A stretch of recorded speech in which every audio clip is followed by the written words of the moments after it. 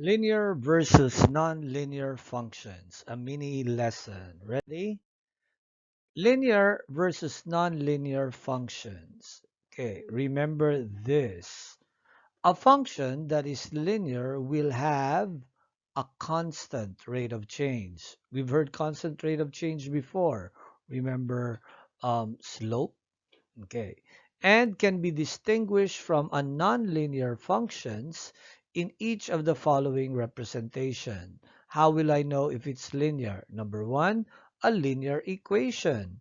We've seen this last time. It should be in the form y equals mx plus b, where we learned before that the m is the slope, rise of 2, run of 1, and b is negative 3, that's the y-intercept.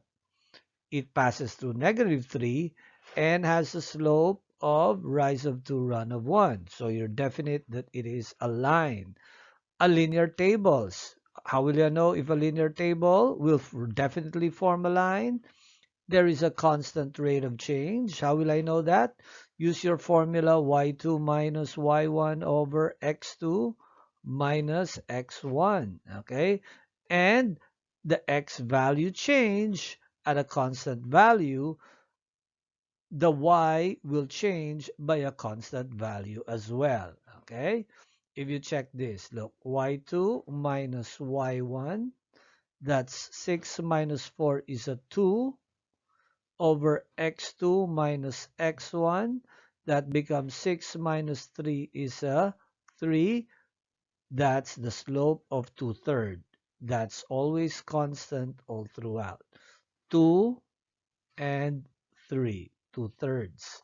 Now, a linear graph, this definitely forms a straight line. Okay, so that will be a linear graph. Next, two equations which will form a line and which will not form a line. Okay, let's get the value. Y, the output, is the result of half of x, meaning I will multiply 1/2 times negative 4. I'll do that for each. Half of negative 4 is negative 2. Next, half of negative 2 is negative 1. Half of 0 is 0. Half of 2 is 1. You can do that mentally. Half of 4 is 2. Now you have your xy values. Graph it. And what do you see? It forms a straight line if you connect the points.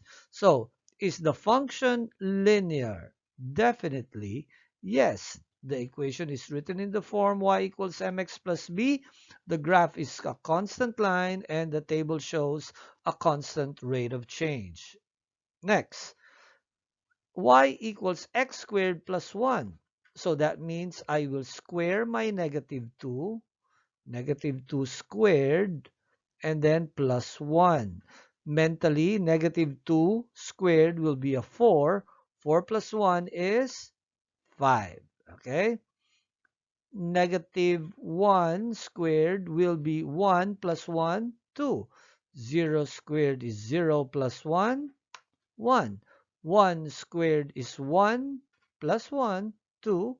2 squared is 4 plus 1, 5. We just follow the formula, okay? So it shows a function, right? Every x has exactly one y. But if I graph it, what can you say? Does this points form a straight line? The answer is no, okay? Because the equation has has an exponent. Check this exponent of 2. That makes it not a line. The exponent for x here is a 1, but that exponent of 2 tells you, whoa, this will not form a line. Remember, look at the exponent. And definitely it's not a straight line, and the rate of change doesn't show that it is constant. Now, try the following, x to the third.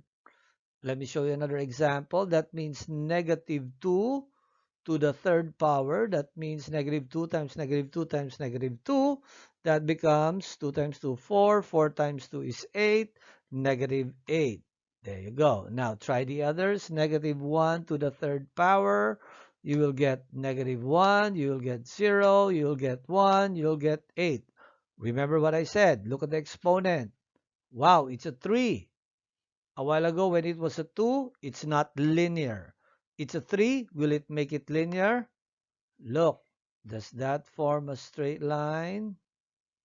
No, it doesn't form a straight line. Again, check that out. That exponent of 2, 3, 4, 5, 6 beside the x will make it not linear.